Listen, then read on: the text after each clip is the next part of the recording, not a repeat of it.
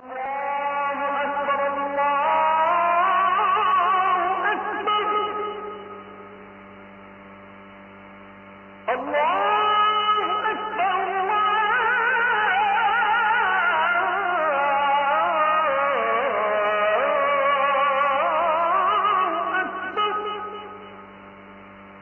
বছরই যখন খ্রিস্টীয় নববর্ষ ঘনিয়ে আসে, দেশের অগণিত মানুষ আতঙ্কগ্রস্ত হয়ে পড়েন। খ্রিস্টীয় নববর্ষকে উদযাপনের নাম করে তথাকথিত মুসলমানের সন্তানদের অনেক অনাচার, অনেক স্বেচ্ছাচারী এবং নানাবিধ অপকর্মের কারণে প্রকৃতি, পরিবেশ, স্বাস্থ্য ঝুঁকি, নিরাপত্তার ঝুঁকি, নৈতিকতার অবক্ষয় সহ একসাথে অনেকগুলো আঘাত আমাদের এই সমাজ, আমাদের এই রাষ্ট্র, আমাদের এই পরিবার এবং মানুষের উপরে প্রতিনিয়ত আক্রমণ হতে থাকে, পতিত হতে থাকে। প্রতি বছরই খ্রিস্টীয় নববর্ষ আসলেই সারা দেশের সমস্ত মসজিদগুলো থেকে ওলামা একরাম সচেতন করবার উদ্যোগ গ্রহণ করেন।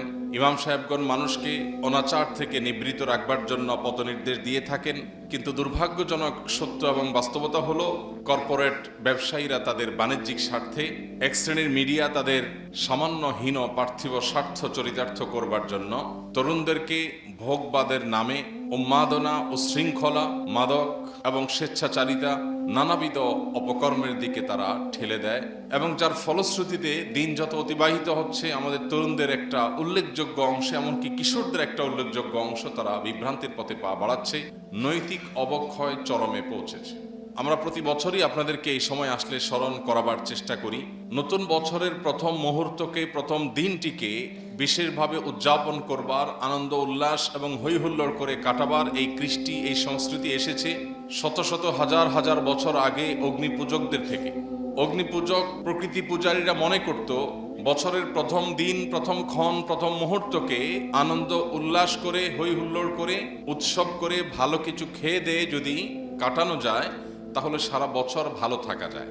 এই কুসংস্কারাচ্ছন্ন, অযৌক্তিক, অবৈজ্ঞানিক এবং ভুল ভ্রান্ত বিশ্বাসের উপরে ভিত্তি করে তারা উদযাপন করত নওরোজ। রোজ মানে দিন, মানে নতুন, নওরোজ মানে হলো নতুন দিন। মূলত নওরোজ নামে এই নববর্ষ বা বছরের প্রথম প্রহর, প্রথম দিন, এই নতুন দিনটাকে উদযাপন করবার এই সংস্কৃতি অগ্নিপূজকদের থেকে আমাদের এখানে এসেছে, গোটা বিশ্বময় ছড়িয়েছে। পরবর্তীতে অগ্নিপূজকদের এই কৃষ্টি, এই সংস্কৃতিকে ধারণ করেছে খ্রিস্টানরা। খ্রিস্টীয় বর্ষ যখন শুরু হয় তখন বিশ্বব্যাপী খ্রিস্টানদের মধ্যে এটিকে উদযাপন করবার, বিশেষভাবে উৎসব উল্লাস করে কাটাবার একটা কৃষ্টি আজ আমরা গোটা দুনিয়াতে দেখতে পাচ্ছি। প্রশ্ন হলো, নববর্ষ উদযাপনের এই যে প্রক্রিয়া, এই যে পদ্ধতি, এটা কতটা যৌক্তিক, এটা কতটা গ্রহণযোগ্য?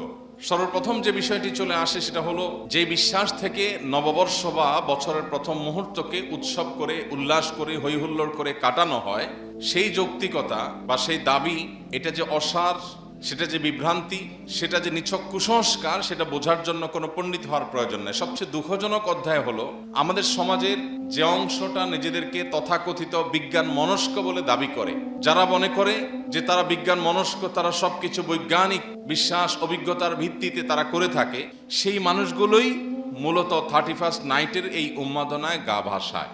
একদিকে যারা নিজেদেরকে বিজ্ঞান মনস্ক বলছে, অপরদিকে তারা নতুন বছরের প্রথম মুহূর্তে হৈহুল্লোড় করছে। কেন হৈহুল্লোড় করছে? এই প্রশ্ন যদি আমি আমার সে সকল তরুণ বন্ধুদের কাছে রাখি, আমি জানি না তারা কি উত্তর দিবেন। প্রত্যেকটা হাসির একটা কারণ থাকে, প্রতিটা কান্নারও একটা কারণ থাকে। কোনো না কোনো কারণ ছাড়া মানুষ হাসলে বা কান্না করলে তাকে মানুষ সুস্থ মানুষ বলে না। প্রতিদিনই রাত 12টা 1 মিনিট আসে, আপনি 365 দিনের অন্য কোনো দিন রাত 12টা 1 মিনিটে হৈহুল্লোড় করেননি, আনন্দ উৎসব করেননি। 31শে ডিসেম্বর দিবাগত রাতে 12টা 1 মিনিটে কি এমন হয়েছে যার ফলে আপনি আনন্দ উৎসবে মেতে উঠছেন 12টা 1 বাজার সাথে সাথে?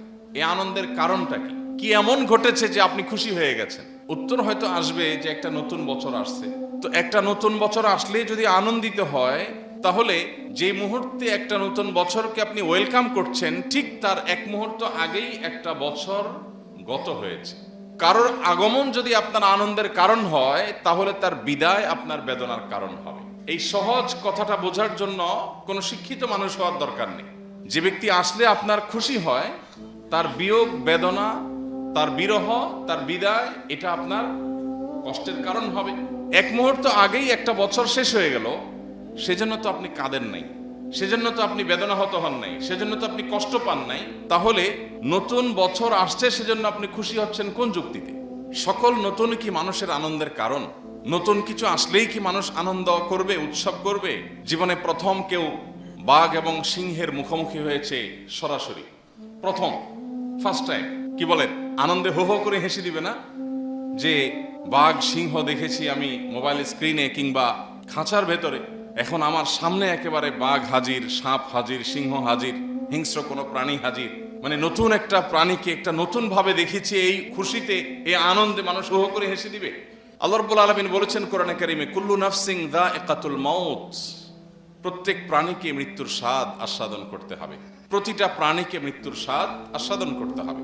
আমরা পৃথিবীতে যখন এসেছি এই পরোয়ানা নিয়েই এসেছি যে আমাকে একটি প্রাণী হিসাবে একদিন মৃত্যুবরণ করতে হবে। সেই দিনটা কখন আমি জানি না, কিন্তু একজন ইমানদার হিসাবে আমি বিশ্বাস করি, আমি গভীরভাবে মনে প্রাণে এই ধারণা পোষণ করি, জানি, বিশ্বাস করি যে আল্লাহ রাব্বুল আলামিন আমার জন্য হায়াতের যে সময়টা বাজেটে রেখেছেন তার এক মুহূর্ত বেশি আমি থাকতে পারবো না, আগেও আমি যেতে পারবো না। অতএব আল্লাহ রাব্বুল আলামিন যে আমার সীমিত সীমাবদ্ধ হায়াত দিয়ে পাঠিয়েছেন, একটা বছর শেষ হয়ে যাওয়া মানে হলো জীবন থেকে একটা বছর খসে পড়া, আমার কবর আরো কাছাকাছি আসা। মৃত্যুদণ্ড প্রাপ্ত কোনো আসামি যার যে কোনো সময় যে কোনো দিন মৃত্যুদণ্ড হতে পারে, মৃত্যুদণ্ডের পথে, দণ্ড কার্যকর করার পথে আর কোনো বাধা নেই, সেই ব্যক্তি, তার কাছে নতুন সকাল কিংবা নতুন সন্ধ্যা কখনো আনন্দের কারণ হয় না। কারণ সে জানে একটা সকাল আসা মানে হলো তার জীবন থেকে একটা রাত শেষ হয়ে গেল, হতে পারে সে আর কোনো রাত পাবে না। একটা সন্ধ্যা আসা মানে হলে হয়তোবা তার জীবন থেকে সর্বশেষ দিনটি পার হয়ে গেল, আর কোনো সূর্যের আলো সে দেখবে না। আমরা মৃত্যুদণ্ডপ্রাপ্ত আসামির মতো হুবহু না, কিন্তু আমরা মৃত্যুর পরোয়ানা নিয়েই দুনিয়াতে এসেছি। প্রাণ আছে মানেই হলো মৃত্যুর স্বাদ আমাকে আস্বাদন করতেই হবে। এরকম একজন মানুষ এরকম একটি বাস্তবতায় দাঁড়িয়ে নতুন একটি বছর আসলেই কিভাবে সে আনন্দিত হয়, কিভাবে সে উৎসব করে, কিভাবে সে হই হুল্লোড় করে। সম্মানিত ভাইরা, আমাদের বিবেকগুলোকে যদি আমরা একটু খরচ করার চেষ্টা করি, আমরা যারা নিজেদেরকে লজিক এবং যুক্তির অনুসারী এবং বিজ্ঞান মনস্ক বলে দাবি করি, আমরা যদি নিজেদেরকে প্রশ্ন করি যে 31st নাইটে 31শে ডিসেম্বর রাত 12টা 1 মিনিটে কি এমন হয়েছে যে আমি উৎসব করছি, সত্যি বলতে এই উৎসবের পেছনে যৌক্তিক কোনো কারণ খুঁজে পাওয়া যাবে না। মুসলমান ঈদ উল ফিতর যে উৎসব করে, সেই উৎসবের পেছনের কারণ হলো রমাদানের মাস ব্যাপী যে আল্লাহর ইবাদত বন্দেগী হয়ে থাকে, এই দিনে আল্লাহ রাব্বুল আলামিন বান্দাকে পুরস্কার দেন, সেজন্য বান্দা আনন্দ করে, উৎসব করে। জিলহজের প্রথম 10টি দিন ইবাদতের দশক, জিকির আজকার, ইবাদত বন্দেগী, নফল রোজা ইত্যাদি করার পর আল্লাহ রাব্বুল আলামিন জিলহজের প্রথম দশকের শেষ দিন বা 10 তারিখ 10ই জিলহজ ঈদুল আজহা করার এই নিয়ামত আমাদেরকে দিয়েছে। প্রত্যেকটা উৎসবের একটা কারণ থাকে, কিন্তু এই উৎসবের কোনো কারণ, কোনো যৌক্তিক গ্রাউন্ড আপনি খুঁজে পাবেন না। উপরন্তু এই উৎসবের পেছনে যে সমস্ত অনাচার আছে, সেই সমস্ত অনাচারের কারণে এটাকে সামাজিকভাবে বন্ধ করবার, থামাবার উদ্যোগ গ্রহণ করা আমাদের প্রত্যেকটা মানুষের কর্তব্য। প্রতি বছর 31st নাইটকে কেন্দ্র করে যে সমস্ত অনাচার হয়, সেগুলো আমরা নানাভাবে জানার চেষ্টা করি, জানার সুযোগ তৈরি হয়।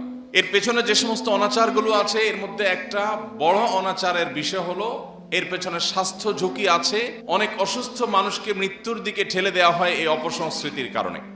আতশবাজির কারণে আকাশে যে ধোঁয়ার সৃষ্টি হয়, এই ধোঁয়ার ফলে বিষাক্ত যে পদার্থের তৈরি হয়, সেটা সাধারণ এবং স্বাভাবিক যে পদার্থ থাকে সেটার চাইতে কয়েক গুণ বেড়ে এমন একটা পর্যায়ে পৌঁছে যে বিশেষজ্ঞগণ বলছেন এর কারণে বৃদ্ধ, শিশু এবং শ্বাসকষ্টে যে সমস্ত রোগীরা ভোগেন, এটা তাদের জন্য নীরব ঘাতকের মতো একটা ভূমিকা অবতীর্ণ হয়। মানুষের কান যে পরিমাণ শব্দ নিতে পারে, যে পরিমাণ আওয়াজ সহনশীল, যে পরিমাণ সহ্য ক্ষমতা মানুষের কানের আছে, সেটার চাইতে বেশ খানিকটা বেশি বিকট আওয়াজ তৈরি হয় আতশবাজির আওয়াজের কারণে, যেটার ফলে অনেক হার্টের রোগী, তাদের হার্ট অ্যাটাকের সম্ভাবনা বেড়ে যায়। অনেক শিশু হার্ট অ্যাটাকের সম্ভাবনা তাদের বেড়ে যায় দুর্বল হার্ট হওয়ার কারণে। এবং প্রতি বছর আপনারা সোশ্যাল মিডিয়াতে, বিভিন্ন মূলধারা মিডিয়ার মাধ্যমে দেখতে পান যে হাজার হাজার পাখি এই বিকট আওয়াজের কারণে হার্ট অ্যাটাকে সেগুলোরও মৃত্যু হয়ে থাকে। 2025-এর পৃথিবীতে, আধুনিক পৃথিবীর সভ্যতার দাবিদার এই পৃথিবীর বাসিন্দারা কেউ গভীর রাতে বিকট আওয়াজে, আতশবাজির বিষাক্ত ধোঁয়া এবং বিকট আওয়াজ দিয়ে মানুষ তো মানুষ, শিশু, বৃদ্ধ, হার্টের রোগী, শ্বাসকষ্টের রোগী, অসুস্থ মানুষ এবং হাজার হাজার পাখির মৃত্যুর কারণ হবে, কষ্টের কারণ হবে, এটা কোনো সভ্য সমাজে গ্রহণযোগ্য হতে পারে না। রাত 12টা 1 মিনিটে আপনি যখন উৎসবে মেতে উঠছেন, আপনি যখন চিৎকার চেঁচামেচি করছেন, আপনি যখন আনন্দ উৎসব হয়ে হুল্লোড় করছেন, তখন শত শত হাজার হাজার লক্ষ লক্ষ মানুষ ঘুমিয়ে আছে। আপনার বিকট আওয়াজ হয়তো তাদের ঘুম ভাঙিয়ে দিচ্ছে। প্রতি বছর এই 31st নাইটের কারণে যে পরিমাণ নিরাপত্তা ঝুঁকি হয়ে থাকে, প্রত্যেক বছর পুলিশ থেকে, প্রশাসন থেকে নিষেধাজ্ঞা থাকে, কোনো প্রকার পটকা ফুটানো যাবে না, এটা করা যাবে না, সেটা করা যাবে না, কিন্তু কে শুনে কার কথা? গত কয়েক বছর আগে আপনারা দেখেছেন, সবগুলো গণমাধ্যমে ফলো করে প্রকাশিত হয়েছে যে এই আতশবাজি থেকে একজন নারী উদ্যোক্তা তার প্লাস্টিকের প্রোডাক্টগুলো তিনি তার বাড়ির ছাদে প্রস্তুত করে রেখেছিলেন ডেলিভারি দেওয়ার জন্য। এটাই তার সংসার চলার একমাত্র অবলম্বন ছিল। কোনো এক আতশবাজির এই উন্মাদনার আগুন এসে তার সেই প্লাস্টিকের উপর পড়ার পর সবগুলো প্লাস্টিক মুহূর্তের ভিতরে পড়ে গলে সবগুলো শেষ হয়েছে, ধ্বংস হয়েছে। এবং তার সে কান্না, তার সে বেদনা, সেটা গণমাধ্যমের মাধ্যমে আমরা সবাই কম বেশি দেখেছি। আজও পর্যন্ত এই আতশবাজির এই অপসংস্কৃতিকে আসামের কাঠগড়ায় দাঁড় করিয়ে এটাকে বন্ধ করবার কোনো উদ্যোগ আমরা গ্রহণ করতে পারি নাই। আমাদের সবারই খুব ভালো করে মনে থাকার কথা সেই শিশুর কথা, যে শিশু আতশবাজির এই বিকট আওয়াজের কারণে মায়ের কোলে মৃত্যুবরণ করেছিল, এবং বিষয়টা আদালত পর্যন্ত গড়িয়েছে, কিন্তু আতশবাজি এখনো এদেশে বন্ধ হয়। 31st নাইটের এই সমস্ত অপসংস্কৃতি, এই সমস্ত অপকালচার, এগুলো পশ্চিমা দুনিয়া থেকে আমাদের দেশে যারা আমদানি করছে, তারা এদেশের তরুণদের নষ্ট করছে, আমাদের কিশোরদেরকে ধ্বংসের দিকে তারা নিয়ে যাচ্ছে। এমনিতেই আমাদের তরুণ এবং কিশোরদের মধ্যে নৈতিকতার তেমন কোনো চর্চা নেই, বালাই নেই। আমরা দেখতে পাচ্ছি একটা প্রজন্ম গড়ে উঠছে যাদের কাছে ভোগ ছাড়া আর কিচ্ছু নেই, যারা শুধুমাত্র হিয়ালিপনা জানে, উৎসব উল্লাস জানে, হই হুল্লোড় জানে, ফুর্তি করা জানে। এরকম একটা প্রজন্ম যখন গড়ে উঠছে, তখন পশ্চিমা দুনিয়া থেকে এই সমস্ত অপসংস্কৃতিগুলোকে আমদানি করে মরার উপরে খড়ার ঘায়ের মতো আমাদের তরুণকে, আমাদের তারুণ্যকে, আমাদের কিশোরদেরকে ধ্বংসের দ্বারপ্রান্তে নিয়ে যাওয়া হচ্ছে। প্রিয় ভাইরা আমার, সময় এসেছে এই অপসংস্কৃতির বিরুদ্ধে আমাদের প্রত্যেকটা মানুষকে রুখে দাঁড়াবার। প্রত্যেকটা সমাজে, প্রতিটা মসজিদ এবং মহল্লা থেকে 31st নাইটের এই অপসংস্কৃতি এবং এই অনাচার, এটা প্রতিরোধে কমিটি হওয়া দরকার। আইন হাতে তুলে নেওয়া নয়, কিন্তু অধিকারের নামে কেউ অনাচার করতে চাইলে, পরিবেশকে বিপর্যস্ত করতে চাইলে, মানুষের জীবন এবং স্বাস্থ্যের ঝুঁকির কারণ হতে চাইলে, কোনো মানুষ, কোনো পশু পাখি এবং পরিবেশকে ক্ষতিগ্রস্ত করতে চাইলে সেটা বাধা দেওয়া, সেটা বন্ধ করবার জন্য সামাজিক উদ্যোগ গ্রহণ করা, এটা আমাদের প্রত্যেকটা মানুষের নৈতিক দায়িত্ব। চেষ্টা করবো তো আমরা ইনশাআল্লাহ। যে সমস্ত বাবা মা নিজেদের তরুণ এবং কিশোর সন্তানদেরকে 31st নাইটের এই উন্মাদনা করতে সহযোগিতা করেন, অনেক বাবা মা আছেন নিজে হয়তো নামাজ কালামও পড়েন, অথচ তার সন্তান বিপদগামী হচ্ছে, অপসংস্কৃতির দিকে পা বাড়াচ্ছে, কিন্তু তিনি দেখেও না দেখার ভান করছেন, বুঝেও না বুঝার ভান করছেন, বরং অনেক ক্ষেত্রে সন্তানকে টাকা দিয়ে তার এই অপকর্ম করতে সাহায্য করছেন। মনে রাখবেন, প্রত্যেকটা আতশবাজি বহু প্রাণীর বদদোয়া, বহু প্রাণীর ক্ষতি, বহু মানুষের ক্ষতি, অনেকের কষ্টের কারণ। আপনি অগণিত মানুষের প্রতি যে জুলুম করছেন, এই জুলুমের প্রতিকার করবার সুযোগও দুনিয়াতে পাবেন না, কারণ এই মানুষগুলোকে খুঁজে খুঁজে মাপ চাওয়ার সুযোগ হয়তো পাবেন না। প্রত্যেকটা অপকর্মের দায় কম বেশি আপনাকে দুনিয়াতে বহন করতে হবে, আখিরাত তো আছেই। প্রিয় ভাইরা আমার, বিশেষ করে ঢাকা শহরের মতো এমন একটি শহর, যে শহর বায়ু দূষণের ক্ষেত্রে পৃথিবীর টপ 3-4টি শহরের মধ্যে সব সময় থাকে, এরকম একটা শহরের মধ্যে যদি একটি রাতে শত শত হাজার হাজার আতশবাজি দিয়ে আকাশকে ধোঁয়াশাচ্ছন্ন করা হয়, পরিবেশকে ধ্বংস করা হয়, তাহলে সেটা কোনো অবস্থাতে আমাদের কাছে গ্রহণযোগ্য হওয়ার কথা নয়। যেই ঢাকা শহরের উপর দিয়ে পরিপূর্ণরূপে বৈদ্যুতিক তারের জাল বিছানো আছে, আমরা যেদিকে তাকাই আমাদের মাথার উপরে বৈদ্যুতিক তারের বিশাল জাল নেটওয়ার্ক গোটা ঢাকা শহর জুড়ে আছে। চিটাগাং শহর, বড় বড় শহরগুলো সবগুলো বৈদ্যুতিক তারের জালের নিচে। এইরকম একটা শহরে আতশবাজির আগুন যখন উপরে ছোঁড়া হয়, সেখান থেকে দুর্ঘটনায় শত শত হাজার হাজার মানুষও যদি মারা যাওয়ার মতো ঘটনা ঘটে, তবে সেটা অবাক হওয়ার মতো কোনো বিষয় থাকবে না। এই সব কিছু জেনে বুঝে আমরা যেন দেখেও না দেখার ভান করছি। আমরা গেল সপ্তাহে বলেছি, একজন মুসলমান তিনি সৎ কাজের আদেশ এবং অসৎ কাজে বাধা প্রদান করতে হবে। শুধু ব্যক্তিগত নেকামল দিয়ে কেউ আল্লাহর কাছে প্রিয় পাত্র বা মুত্তাকি বা ভালো মুসলমান হতে পারবে না। ভালো মুসলমান হওয়ার জন্য আমাকে অন্যায়ের বিরুদ্ধে কথা বলতে হবে, অন্যায়ের বিরুদ্ধে অবস্থান নিতে হবে। আমি জানি এটা অন্যায়, কিন্তু আমি মুখ খুলছি না, আমার নিজেকে নিয়ে আমি ব্যস্ত আছি, এটা স্বার্থপর মানুষের কাজ, এটা কোনো মুসলমানের কাজ হতে পারে না। আমরা প্রত্যেক মুসলমান যদি আজ অসৎ কাজে বাধা প্রদান করবার এই কাজটাকে সঠিকভাবে আঞ্জাম দিতাম, তাহলে সমাজে এই সমস্ত অনাচার ঘটতো না। আপনি গান শুনবেন, আনন্দ উৎসব করবেন, ফুর্তি করবেন, এটা একান্ত আপনার ব্যক্তিগত বিষয়। কিন্তু আপনার আনন্দ উৎসব আমার বেদনার কারণ হতে পারে না, আপনার ফুর্তি আমার কষ্টের কারণ হতে পারে না। এটা কোনো সমাজে গ্রহণযোগ্য না, কোনো যুক্তিতে এটা কেউ করতে পারে না।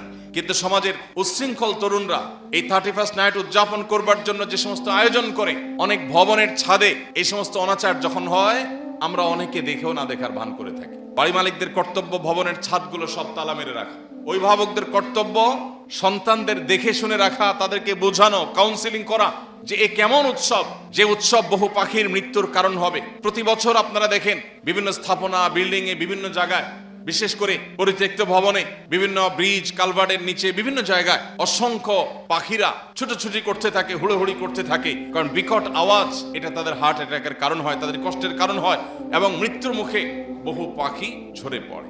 তো একজন অভিভাবক হিসাবে আমাদের সন্তানদের প্রতি আমাদের দায়িত্ব আছে। আমাদের সমাজের তরুণরা কারা কারা এসব অপসংস্কৃতি, এসব অনাচার করার জন্য প্রস্তুতি নিচ্ছে, সেগুলো দেখা সমাজের মানুষ হিসেবে আমাদের দায়িত্ব আছে। আমরা শুধু সুবহানাল্লাহ আলহামদুলিল্লাহ পড়বো, আমরা শুধু কোরআন তেলাওয়াত করব, আমরা শুধু নফল নামাজ পড়ব, আমরা শুধু দান সাদকা করব, আর মসজিদ মাদ্রাসা করব, মানব সেবা করব, এটুকু দিয়ে আমরা আল্লাহর কাছে পার পাবো না। আমার চোখের সামনে অনাচার হচ্ছে, অন্যায় হচ্ছে, অশ্লীলতার বিস্তার হচ্ছে, বেহায়াপনার বিস্তার হচ্ছে, মানুষ এবং পশু পাখির কষ্টের কারণ হচ্ছে, মানুষের জীবন এবং স্বাস্থ্যের ঝুঁকি তৈরি করা হচ্ছে, সেটা দেখার পরও যদি আমার ন্যূনতম দায়িত্বটুকু পালন না করি, তো কিয়ামতের ময়দানে আল্লাহর কাছে আপনাকে আমাকে জবাবদিহি করতে হবে। প্রিয় ভাইরা আমার, আমাদের প্রত্যেকটা মানুষকে সচেতন হতে হবে, অন্যদেরকে সজাগ করতে হবে, সচেতন করতে হবে। আল্লাহ আমাদের সবাইকে সেই তৌফিক দান করুন। প্রিয় ভাইরা আমার, এই 31st নাইটের এই অপসংস্কৃতি, একে তো এটার পেছনে অগ্নিপূজকদের কুসংস্কারাচ্ছন্ন বিশ্বাস আছে। কোন মুসলমান বা তথাকথিত বিজ্ঞান মনস্ক হওয়া দাবিদার কোন মানুষও এই সংস্কৃতিকে তার গায়ে মাখাতে পারে না। দ্বিতীয়ত, এর পেছনে এত পার্থিব ক্ষতি আছে, এর পেছনে অনেক অনাচার আছে, সেগুলোর পাশাপাশি আমাদের চোখের সামনে দেখা স্পষ্ট যে ক্ষতিগুলো আছে, সেগুলোর হাত থেকে মানুষকে বাঁচাবার জন্য আমরা প্রত্যেকটা মানুষ এটার বিরুদ্ধে দাঁড়াবার কথা। প্রতি বছর 31st নাইট উপলক্ষে আমাদের দেশের দামি দামি হোটেল রেস্তোরাঁগুলোতে যে সমস্ত বড় বড় গানের এবং আমোদের আসর বসে, যে পরিমাণ মাদকের ছড়াছড়ি হয়, যে পরিমাণ অর্থের অপচয় হয়, তার সিকি ভাগও যদি ব্যয় করা হতো, তাহলে দেশে শীতে কম্পমান শত শত হাজার হাজার বনি আদমের শীত নিবারণের ব্যবস্থা হয়ে যেত। দুর্ভাগ্য আমাদের, আমরা টাকা আকাশে আগুনে পোড়াচ্ছি। আপনি আতশবাজি করছেন না, আপনি মূলত টাকা পোড়াচ্ছেন। অথচ আপনি যেই ছাদের উপর দাঁড়িয়ে আকাশে ছুঁড়ে টাকা পোড়াচ্ছেন, ঠিক তখনও যদি আপনি নিচের দিকে তাকান, হয়তো দেখতে পাবেন রাস্তার ধারে কোনো অসহায় শিশু মায়ের কোলে ঘুমেছিল। আতশবাজির আওয়াজে, আলোতে, বিকট শব্দে, ধোঁয়ায় সে নানাভাবে হয়তো তার ঘুম ভেঙে গেছে। সে তার মাকে জিজ্ঞাসা করছে, মা, আকাশে কি এটা? বহু মানুষ এই শীতের কষ্টে ভালো করে উপার্জন করবার সুযোগ পাচ্ছে না। আপনি কুড়িগ্রাম, পঞ্চগড় এবং যশোর, কুষ্টিয়া বর্ডার এলাকার অনেক জেলাগুলোতে গেলে দেখতে পাবেন যে অনেক দিনমজুর এই তীব্র শীতের কারণে কাজ করতে যেতে পারে না, কাজ পায় না, বা কাজ করতে যেতে পারে না। খাদ্যের অভাবে তারা রীতিমতো দিনাতিপাত করতে হয়। সেই সমাজের বুকের উপর দাঁড়িয়ে আপনি আকাশে আগুনে টাকা পোড়াবেন, এই বিষয়টি আমাদের বিবেককে একটা বার যদি আমরা প্রশ্ন করি, এটা কোনো বিবেকবান মানুষ করতে পারেন কিনা? আনন্দ উৎসব তো ইসলামে নিষেধ না। মানুষ বেঁচে থাকার জন্য হাসি, কান্না সবগুলোই মানুষের জীবনের অংশ, এগুলোর দরকার হয়। কিন্তু আপনার এমন একটা উৎসব, যে উৎসবের পেছনে কোনো যৌক্তিক গ্রাউন্ড নেই, যে উৎসব বহু মানুষের কষ্টের কারণ হয়, আবার যে উৎসবে অর্থের অপচয় হয়, যে উৎসবে ভোগবাদের চর্চা হয়, যেটাতে নৈতিকতার এবং আদর্শের কবর রচনা হয়, যেটা ভিন জাতি এবং ভিন দেশীদের কালচারকে ওয়েলকাম করে নিজের দেশীয় কালচারকে নিভিয়ে দেওয়া হয়, সেই সংস্কৃতি কিভাবে একজন তরুণ, কিভাবে একজন বিবেকবান মানুষ, কিভাবে একজন সচেতন নাগরিক গ্রহণ করতে পারে? প্রিয় ভাইরা আমার, এই জন্য আমি আপনাদের প্রতি উদাত্ত আহ্বান রাখতে চাই, এই অনাচার রোধে প্রত্যেকটা পরিবার থেকে আমাদেরকে পদক্ষেপ নিতে হবে। আমাদের সন্তানদেরকে বোঝাতে হবে, তাদেরকে কাউন্সেলিং করতে হবে, তাদের বিবেকের কাছে প্রশ্ন তুলে দিতে হবে, ছড়িয়ে দিতে হবে। তুমি এই 31st নাইট উপলক্ষে আতশবাজির জন্য যে বাজেট আছে তোমার, আমোদ ফুর্তির জন্য যে বাজেট আছে তোমার, সে বাজেট দিয়ে সামান্য কিছু মোজা, কিছু কানটুপি, শীতের কাপড়, এগুলো নিয়ে রাস্তার ধারে শুয়ে থাকা অসহায় মানুষকে দাও। আল্লাহর শপথ করে বলতে পারি, তোমার আতশবাজি তোমাকে যদি একটু আনন্দ দেয়, তো এই গরিব অভাবী মানুষগুলোর গায়ে উষ্ণতা ছড়িয়ে দেওয়ার কারণে তুমি এর চাইতে বেশি আনন্দ পাবে। আমাদের বাবা মা, বেশিরভাগ বাবা মা আমরা আমাদের সন্তানদের ব্যাপারে সেই দায়িত্বশীলতার পরিচয় দিতে পারিনি। আমাদের সন্তানদেরকে পবিত্র আনন্দ আমরা দেখাতে পারিনি। পবিত্র আনন্দের পথ যদি আমরা তাদেরকে দেখাতাম, তাহলে স্বেচ্ছাচারী এই সমস্ত অনাচারের মাধ্যমে তারা আনন্দ খোঁজার চেষ্টা করতো না। দুর্ভাগ্য আমাদের সমাজে তরুণদেরকে মানুষের সেবা করার, দেশের মানুষের জন্য কল্যাণ করবার, উত্তম উদাহরণ রাখবার সুযোগ দৃষ্টান্ত আমরা স্থাপন করতে পারিনি। বেশি দিন হয়নি আমরা শরীফ ওসমান হাদির মতো তরুণকে দাফন করেছি, যে তরুণ আমাদেরকে শিখিয়ে গেছে কিভাবে ভোগবাদকে জয় করে, কিভাবে ত্যাগ করে, কিভাবে নিজের সর্বশক্তি দিয়ে সমাজে ইনসাফ প্রতিষ্ঠার জন্য লড়ে যেতে হয়। অথচ এই সব কিছু দেখেও আমরা আবার গতানুগতিকতার পথে গা বাড়াই এবং পা বাড়াই। অতএব আল্লাহ রাব্বুল আলামিন আমাদের তারুণ্যকে বিজাতীয় সমস্ত অপসংস্কৃতি থেকে হেফাজত করুন, আমাদের সমাজকে এই সমস্ত অনাচার থেকে মুক্ত করুন, আমাদের পরিবারের সন্তানগুলোকে জান্নাতি চিন্তা করার এবং পবিত্র আনন্দ ধারণ করার তৌফিক দান করুন। এই সমস্ত অপবিত্র আনন্দ, যে আনন্দের পেছনে আছে বহু বেদনা, যে আনন্দ বহু মানুষের, বহু পশু পাখির, পরিবেশের কষ্টের বিপর্যয়ের কারণ হতে পারে, সেটা থেকে বের হয়ে আসার তৌফিক আল্লাহ আমাদের তারুণ্যকে দান করুন। আমরা যদি সমাজে কিছু মানুষ দাঁড়িয়ে যাই, উদ্যোগ নেই যে আমাদের সমাজে অনাচার আমরা হতে দেব না, তাহলে সেই সমাজটা অন্তত মুক্ত থাকতে পারে। চেষ্টা করা যায় না ইনশাআল্লাহ? আমি আমার জীবনে আমার ব্যক্তিগত ক্ষুদ্র সামর্থ্য দিয়ে আমি এই জাতীয় বহু অনাচার বন্ধের উদ্যোগ নিয়েছি।